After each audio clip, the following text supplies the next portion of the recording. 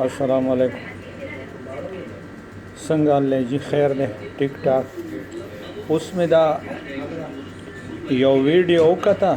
زما په خیال ګلبهار دی او پکې د زکات دفتر دی او یو سپینګیره هغه بابو صاحب دی که منیجر صاحب دی او که وزیر اعلی صاحب دی پته نشته دی که گورنر صاحب دی د دې خو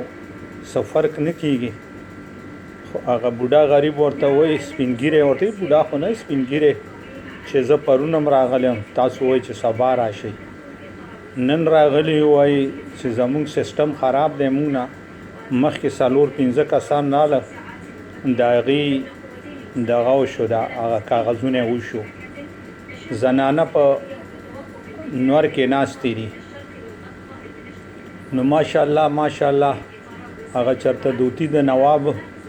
زوی به وي پته نشته دی که د ارباب جهانګیر زوی به وي پته نشته که د کم نواب یا د کم خان زوی وي هغه ورته څومره په اخلاقو سره وایي چې زه چرته ځې ورک شه وځه دفتر نه او زما په خیال دا هم ورته چې ګینې پولیس راغواړم نو زه د وزیر اعلی صاحب د تا نه دا پوښتنه کوم او ډېر ښه پښتون گورنر صاحب ماشاءالله د پښتو د علاقې نه او زه ستا د عمران خان د ټولو MNA-ګانو نه او د ټولو MP-ګانو نه ستا د ناظمانو نه او ستا د وزیرانو نه او ستا چې څومره هغه ماشاءالله کابینه ده هغې نه دا تپوس کوم چې تاسو دا نه وینئ ویډیو وشو ویډیو نشو څه خبره ده او نه د هغې نه څوک پوښتنه کولی شي زه خو ډېر افسوس کوم الله پاک دی چې دا کم سړی ورته وایي چې زه ورک شه وځه دې ځای نه نو زه چې څه کولی شي هغه وکړه الله پاک دی د ده خاندان دغسې محتاجه کي او د دغې پیسو ته دی الله کینولی کی چې بیا ورته پته ولګېږي چې یاره محتاجي څه شی دی ډېر افسوس دی ډېر لږ وخت دی بیا به کوڅه په کوڅه خیر غواړئ